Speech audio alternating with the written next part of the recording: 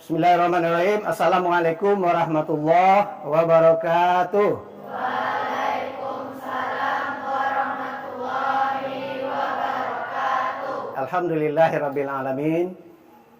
Assalatu wassalamu ala asrafil anbiya wal mursalin wa ala alihi washabbihi ajmain. Untuk perkenalan, nama Bapak Zulnaidi. Sekarang masih menjabat Ketua KPU Kabupaten Padang Pariaman. Di hari ini kita bicara tentang demokrasi. Jadi pelajar Pancasila, temanya suara demokrasi. Oke adik-adik, Pancasila itu sebagai apa dalam negara Indonesia? Dasar negara. Oke, kalau bangunan tanpa dasar bisa tidak berdiri? Kalaupun berdiri mudah roboh enggak? Negara ini negara apa? Indonesia. Apakah kita semua warga negara Indonesia? Betul? Oke, kalau betul semua warga negara Indonesia, baru kita mulai bicara tentang apa itu yang disebut dengan Pancasila, apa yang disebut dengan prinsip-prinsip undang-undang dasar, apa yang disebut dengan demokrasi dan segala macamnya. Oke, adik-adik ya. Karena Pancasila itu dasar, ya, dia menjadi landasan untuk membentuk undang-undang dasar. Jadi undang-undang dasar itu dia mesti mutlak mengacu kepada nilai-nilai Pancasila. Kenapa Pancasila harus hafal? Karena dia dasar negara. Orang yang tidak mengerti dasar negara, mustahil dia cinta kepada negeri ini. Betul nggak? Kenapa? Karena pepatah tadi, tak kenal maka tak sayang maka tak cinta. Kalau tidak hafal Pancasila, tidak mungkin paham Pancasila. Orang yang tidak paham Pancasila, kalau dia warga negara, nggak mungkin dia cinta kepada negeri ini. Betul nggak? Sila pertama apa? Pertanyaannya begini. Kalau dasar negara kita adalah ketuhanan yang Maha Esa, berarti negeri ini negeri yang penduduknya menganut agama atau tidak? Ya kan? Karena dasar kita kan ketuhanan. Walaupun Indonesia bukan negara agama, tapi maknanya bahwa itu akan kita temukan dalam beberapa undang-undang. Salah satunya adalah undang-undang pendidikan yang menyebutkan tujuan dari pendidikan itu adalah untuk membentuk masyarakat yang bertakwa. Berarti tidak boleh sebenarnya di Indonesia ini warga negaranya yang tidak bertuhan. Paham ya maknanya? Makna bertuhan di sini bukan maknanya satu agama. Karena itu di negeri ini ada banyak agama. Paham? Gini sejarah, kita bicara sejarah. Kenapa komunis itu tidak boleh ada di Indonesia? Apa sebabnya?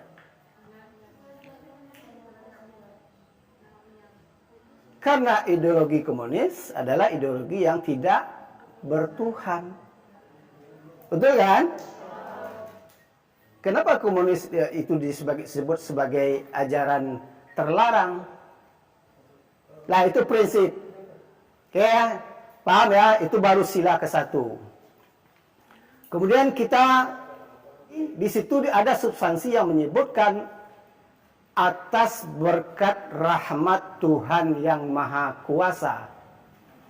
Kalau atas berkat rahmat Tuhan yang Maha Kuasa ketemu dengan pasal sila ke-1 Pancasila, berarti benar negara ini negara yang bertuhan. Perjuangan kemerdekaan itu atas berkat rahmat Tuhan. Pancasila menyebutkan, dasar negara menyebutkan negara ini negara yang berketuhanan yang Maha Esa. Paham? Alinea keempat, ada 4 tujuan negara itu. Di antara tujuan yang 4 itu adalah soal mencerdaskan kehidupan bangsa tadi. meningkatkan kesejahteraan umum. Itu tujuan negara. Kalau itu tujuan negara, berarti itu tugas pemerintah. Tugas pemerintah adalah memastikan seluruh warga negara Indonesia sejahtera. Itu tugasnya. Wajib itu. Kalau tidak usah ambil jabatan pemerintah. Termasuk mencerdaskan kehidupan umum. Tugas lain yang implikasinya ke luar negeri adalah apa? Ikut serta ketertiban dunia berdasarkan kemerdekaan, perdamaian abadi, dan keadilan sosial. Itu implikasinya keluar. Ya, ikut kalau ada yang parang, awak menjadi ambil bagian untuk mendamaikan. Ya, lah pada prinsip itu kita lah bicara tentang dasar negara namanya Pancasila. Lah bicara tentang bahwa substansi kemerdekaan itu adalah perjuangan yang dirahmati oleh Tuhan Yang Maha Kuasa. Bahwa tujuan negara itu ada 4. Oke, paham ya? Pasal 1 ayat 1 menyebutkan bahwa negara Indonesia adalah negara kesatuan berbentuk republik. Jadi dalam praktek negara modern ada beberapa bentuk negara. Yang populer itu 2. Satu monarki, yang satu lagi republik. Apa bedanya? Kalau monarki, kedaulatannya adalah kedaulatan raja. Ya. Kalau republik, kedaulatannya adalah kedaulatan rakyat. Presiden tidak punya daulat. Presiden itu pelayan rakyat. Paham? Makanya baca pasal 1 ayat 2. Apa bunyi pasal 1 ayat 2? Pasal 1 ayat 2 menyebutkan kedaulatan berada di tangan rakyat, dijalankan menurut Undang-Undang Dasar. Setelah di amandemen bunyinya kedaulatan berada di tangan rakyat, dijalankan menurut Undang-Undang Dasar. Kalau kerajaan yang pegang daulat adalah raja. Negara Indonesia adalah negara hukum. Ya, negara Indonesia negara hukum. Apa maknanya? Bahwa seluruh kehidupan kita itu diatur oleh hukum. Wajib patuh kepada hukum. Pemerintahnya patuh kepada hukum. Rakyatnya patuh kepada hukum. Itu yang negara hukum. Apa hukum tertinggi tadi? Masih ingat? Yang pernah saya sampaikan tadi? Hukum tertinggi di negara ini apa? Undang-Undang Dasar. Oke, paham? Jadi tidak boleh ada kekuasaan apapun, tidak boleh aktivitas apapun yang bertentangan dengan hukum, terutama hukum dasar, hukum tertinggi, yaitu Undang-Undang Dasar 1945. Sekarang kita bicara demokrasi. Ya. Di dalam Undang-Undang Dasar itu tidak ada kata demokrasi. Yang ada hanya kata demokratis. Ya. Kenapa disebut negara ini negara demokrasi? Karena pasal 1 ayat 1 tadi dan ayat 2. Negara ini republik, kedaulatan berada di tangan rakyat. Kalau kedaulatan berada di tangan rakyat, maka itulah yang disebut dengan sistem politik demokrasi yang berdaulat rakyat. Paham ya, Dedek? Paham ya? Karena yang kita bicarakan semua itu adalah sebuah negara, dan negara itu hanya akan bergerak jika pakai sistem politik. Sistem politik itu ialah yang disebut dengan demokrasi. Jadi jangan alergi dengan politik. Politik itu mutlak. Kalau tidak ada politik, berarti negara itu tidak ada. Yang kita alergi adalah kepada oknum politisi yang buruk. Ya. Tidak seluruh politisi baik dan tidak juga seluruh politisi buruk. Tapi ada politisi buruk. Apa yang disebut politisi buruk?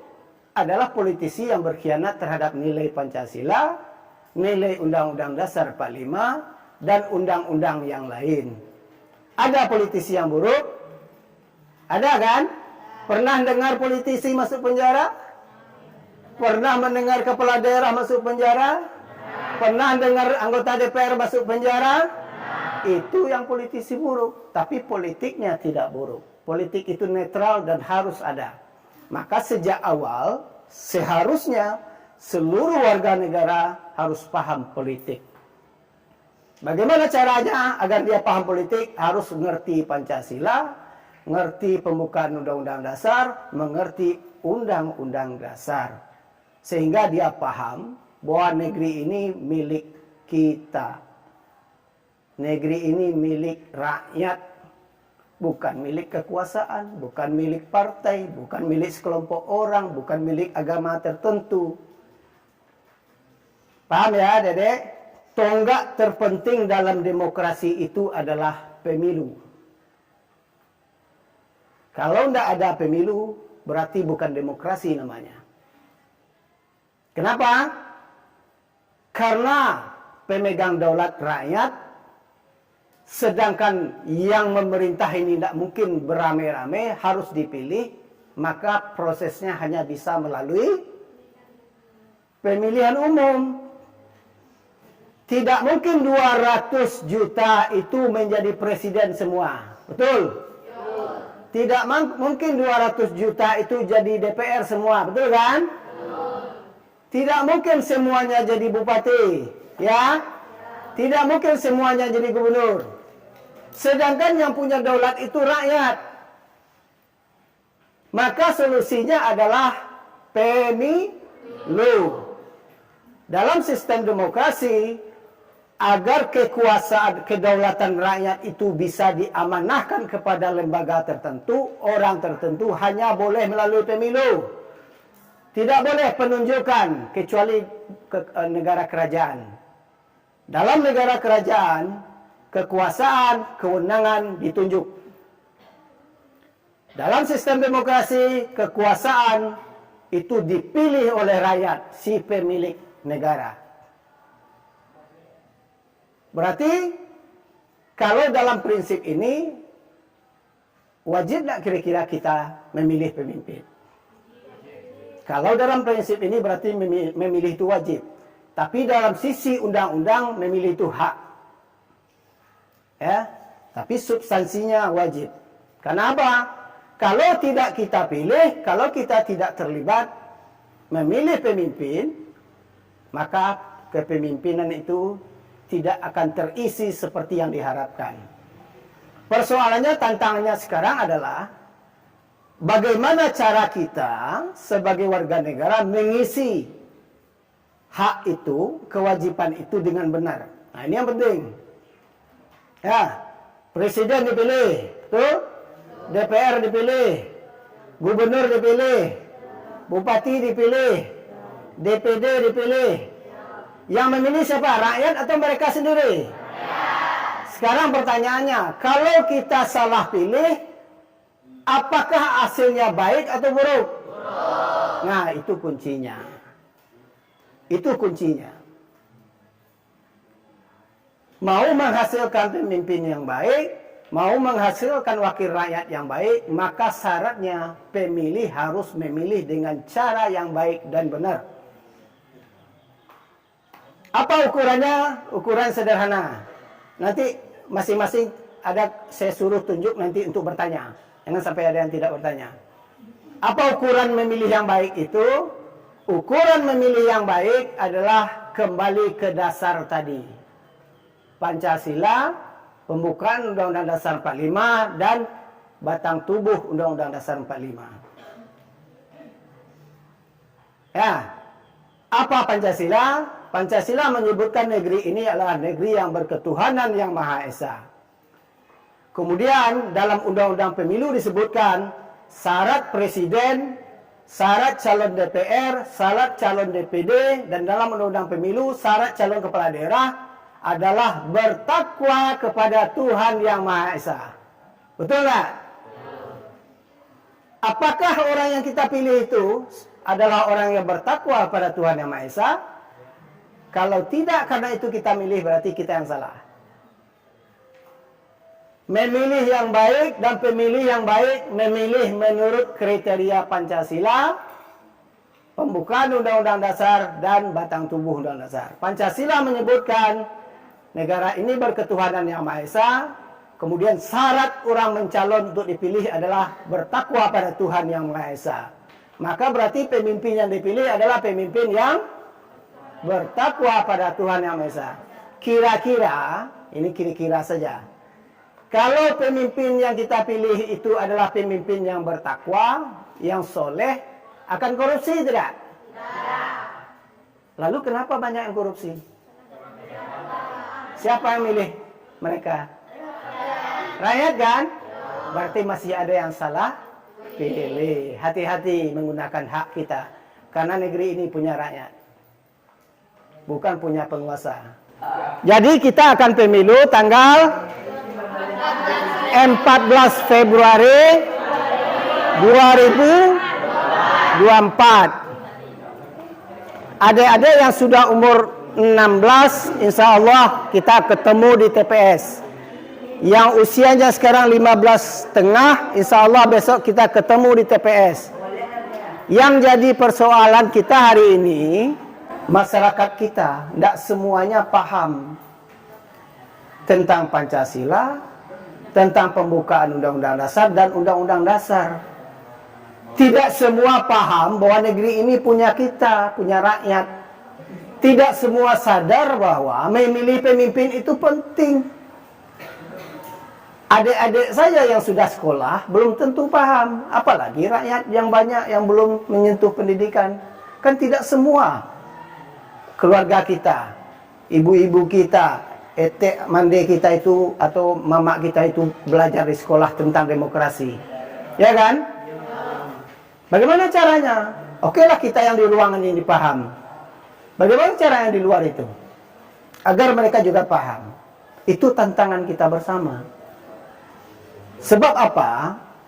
Tidak semua warga Indonesia paham dan tidak semua warga Indonesia cinta dengan Indonesia. Buktinya apa? Buktinya sampai sekarang masih banyak orang yang mengajak orang lain untuk golput. Betul nggak? Dan golput itu berbahaya. Kenapa berbahaya? Adik-adik tahu nggak? Kalau orang terpelajar, orang baik, orang-orang yang taat dengan agamanya tidak mau pemilu, kira-kira yang akan memilih di TPS siapa? Orang-orang bermasalah kan? Yang akan dia pilih siapa? Orang yang sama dengan dia. Kalau mahasiswa tidak mau ke TPS, pelajar tidak mau TPS, orang-orang surau tidak mau ke TPS, yang akan mengisi TPS siapa? Orang-orang pasti akan memilih orang lain, siapapun pemilih akan memilih orang yang sama dengan dirinya, betul nggak? Pejudi pasti akan suka dengan temannya sesama pejudi, betul? Pemakai narkoba pasti akan suka dengan temannya yang pengguna narkoba. Orang yang bermental korupsi pasti akan memilih orang yang bermental korupsi. Orang-orang baik nggak mau ke TPS, apa yang akan terjadi dengan negeri ini? Hancur. Kita yang milih mereka, 5 tahun kita pilih mereka. Jadi cara merubah negeri ini disediakan oleh Undang-Undang Dasar, yaitu namanya pemilu. Cara mengevaluasi negeri ini disediakan oleh Undang-Undang Dasar, namanya pemilu. Cara memilih pemimpin disediakan oleh Undang-Undang Dasar, namanya pemilu. Agar negeri ini tetap ada dan pemimpinnya bisa menjalankan amanah, hanya bisa dipilih melalui pemilu. Nggak boleh ditunjuk. Paham ya Dedek? Betapa pentingnya pemilu. Jadi bukan hanya sekedar golput atau tidak golput. Atau lebih celaka lagi, adik-adik sampai memilih hanya karena amplop. Itu berbahaya. ada dua kejahatan di situ. Pertama, kejahatan terhadap agama, yang kedua kejahatan terhadap negeri. Orang yang memilih karena amplop, dia telah berdosa. Kalau UAS mengatakan itu dosa besar, karena persaksian palsu. Kejahatan terhadap negara, karena dia berkontribusi memilih seorang yang korup. Orang yang menyuap pemilih, pasti orang korup. Betul? Kalau bukan karena menyuap, dia suap pemilih, dia jadi, pasti motifnya adalah motif korup. Dia curang pada dirinya, curang pada negaranya, curang terhadap agamanya. Ya, itu yang merusak. Dia kasih kita duit 100, 200 ribu, dia suruh pilih. Dengan dia mengasih kita duit itu, berarti dia menunjukkan kepada kita bahwa dia itu tidak benar. Dan kita pilih dia untuk urus negeri ini, untuk urus duit kita. Bayangkan saja, kita akan menitipkan uang yang bertriliunan itu ke tangan seseorang yang menyuap kita. Kira-kira dia mau apakan duit itu? Korupsi. Maka pilihlah pemimpin yang sesuai dengan kriteria Pancasila, Undang-Undang Dasar. Paham ya, Dedek? Oke, itu saja. Setiap orang adalah pemimpin. Ya kan? Setiap orang adalah pemimpin. Oke, Dedek, ada pertanyaan? Sekali lagi pertanyaannya. Ada pertanyaan? Tidak? Paham semua? Oke, sekarang jawab dengan serempak. Negara apa ini namanya? Negara apa namanya? Bentuk negara kita apa? Republik. Pemilik daulat negara siapa? Oke. Siap ikut pemilu? Siap ikut pemilu? Siap memilih pemimpin yang bertakwa? Karena pemimpin yang bertakwa adalah pemimpin yang berpancasila. Ingat, pemimpin yang bertakwa dan negara pemimpin yang berpancasila. Syarat untuk jadi pemimpin, bunyi pasalnya menyebutkan bertakwa kepada Tuhan Yang Maha Esa. Tidak pernah korupsi, tidak pernah dipenjara. Oke, paham ya, Dedek?